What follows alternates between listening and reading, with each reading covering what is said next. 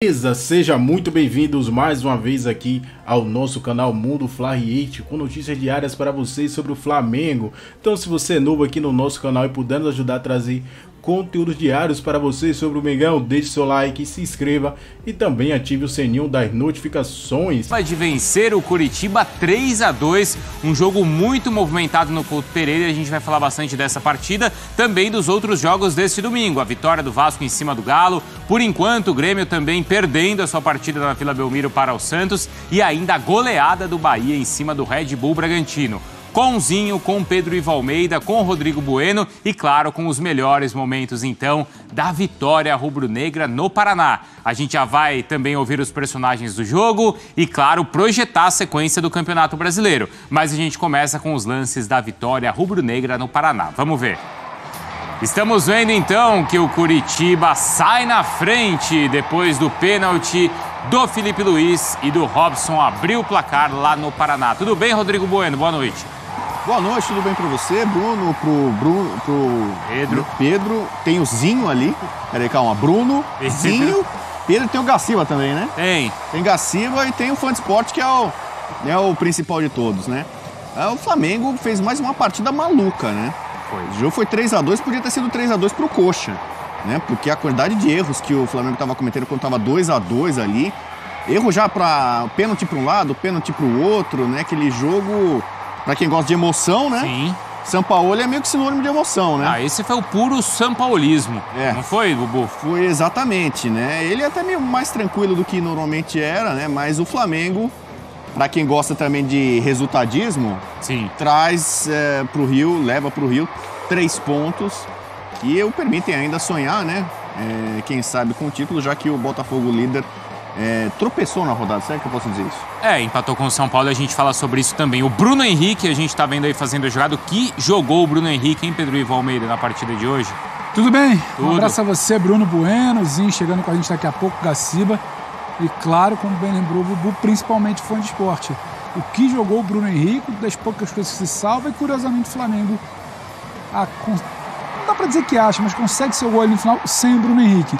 Uma movimentação de Gerson abrindo um pouco mais para a esquerda, o Bruno já estava centralizado, troca o Bruno pelo Pedro, né? Algo que o Flamengo no final estava sem centroavante, a gente vai falar sobre isso, e quando vocês falam de um puro suco do sampaulismo, é isso, é quase que uma roleta russa. O Flamengo sai com uma vitória, vai talvez subir em cima dessa vitória para dizer que foi um ótimo domingo em Curitiba, mas poderia tranquilamente ter tomado o terceiro gol ali pro Coxa e a situação ser adversa em muitos momentos da reta final do segundo tempo. Você para olhar o que é o time do Flamengo, o que é o time do Curitiba, não era para ser assim. A gente está vendo a falha do Fabrício Bruno, então muitas falhas individuais, exato. Porque tem uma falha individual do Felipe Luiz, tem uma falha do sistema defensivo, depois tem uma nova falha individual do Fabrício Bruno, falha do sistema defensivo, e aí não dá para dizer que é só uma questão do Sampaoli, né? Eu acho que a opção pelo Felipe Luiz a gente pode discutir na conta do Sampaoli. Agora, a falha técnica individual do Fabrício Bruno, agora a gente tem que falar sobre a desconcentração desse sistema defensivo do Flamengo.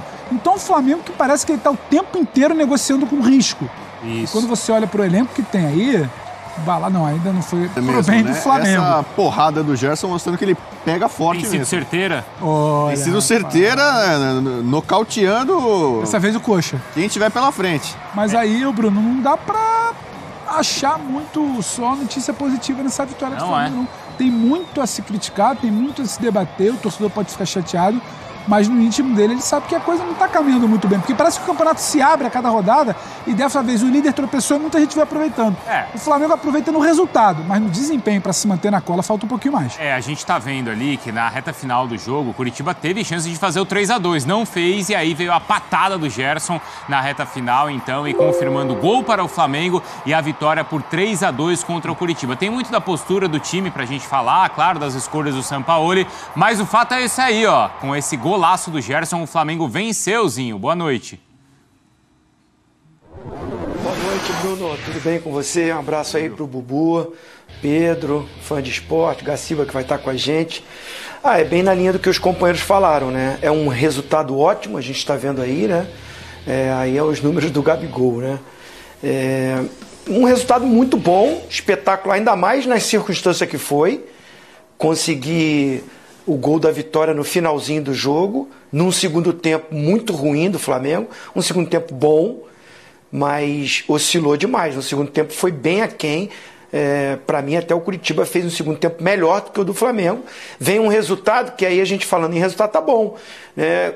Sobe mais ali um pouquinho, tá no G4, muito distante do Botafogo, mas Botafogo empatou, então tira um pouquinho essa vantagem, ainda é muito ampla, né, do Botafogo, mas vai ter o confronto entre os dois, tem coisas para acontecer no campeonato, mas o que me chama a atenção para dizer que acho muito difícil alcançar o Botafogo é o futebol que o Flamengo joga.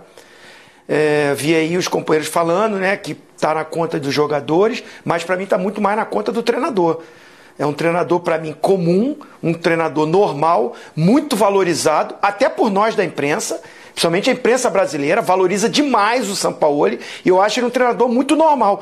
Só ver as substituições que ele fez hoje, que para mim, assim, 6 por meia dúzia, às vezes ele confunde todo mundo, ele tira o Gabigol para botar o Luiz Araújo, aí depois ele tira o Bruno Henrique para botar o Pedro.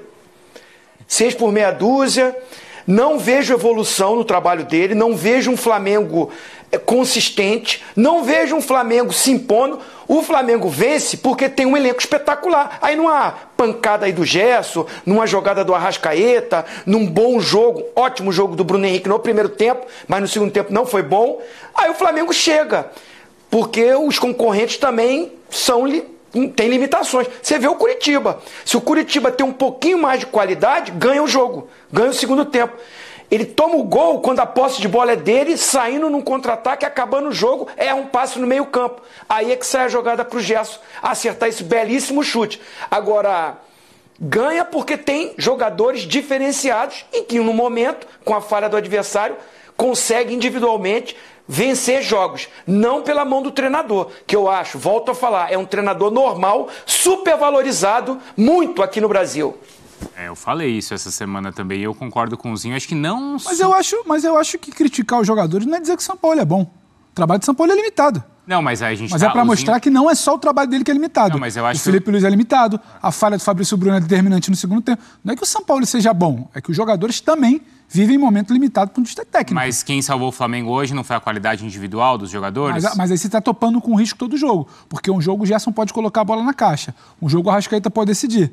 Um jogo o Felipe Luiz pode deixar na mão. Um jogo o Fabrício Bruno pode falar. Então você está o tempo inteiro negociando com o risco. E o Flamengo deveria ser muito mais. Não, mas pelos jogadores tá e pelo treinador que também. Não tem conjunto, não é isso? Não tem. E aí isso já está falado. Eu acho que não tem. É? Porque, Bruno, quando eu tô com o Zinho, quando ele fala do trabalho limitado de Sampaoli. Porque você falar que é uma transição ali em abril, beleza. Em maio, junho é início de processo, beleza. Passa julho, a gente chega a metade de agosto e você vê muito pouco. O que você vê de Sampaoli é um time que ataca, mas não pelo brilhantismo de um conjunto organizado por ele, pelo brilhantismo técnico individual. E defende muito mal. O Flamengo defende muito mal desde o início do ano, a troca o Sampaoli não resolve. Então acho que é um combo aí, é um pacote. Acho que os jogadores vivem em momento técnico complicado. Jogadores que eu digo porque o Gabigol foi bem hoje. Não foi, a meu ver não foi bem, mas fez um gol de pênalti. O Arrascaeta pode decidir? Pode, mas ele não brilha todo jogo. O Gerson pode fazer um golaço, mas vinha mal até a hora do gol. O Gerson vinha mal hoje. Andou em campo e passa pro lado e dá um carrinho sem necessidade na frente da área, toma um cartão amarelo. Só que tem muita qualidade ali. Essa qualidade pode decidir. Só que a falha lá atrás também... O Bubu comentava, o 3-2 poderia ter sido pro Curitiba, no final do jogo. Curitiba jogando muito mais bola ali na reta final, na metade final do segundo tempo. Então você está o tempo inteiro negociando com risco. Tô com o Zinho, pelo trabalho limitado do Sampaoli, mas também, não é que uma coisa anula a outra, mas também pelo momento complicado de muitos jogadores. Você não vê evolução também, Bubu, no trabalho do Sampaoli?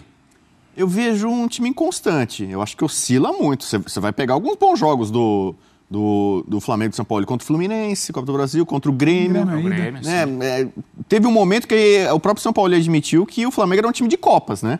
Que o rendimento dos jogadores parecia até que... Mas ele dizia que não queria isso, né? Não queria isso, mas assim... Os jogadores por e isso. A imprensa também falava isso. Tipo assim, ou pelo menos jogava dessa forma. Atletas do Flamengo parecem ter uma predileção por jogos de Copa. Isso. Escolhem partidas ou clássicos e tal, né? Que tem mais visibilidade ou mais importância, mais relevância para render melhor.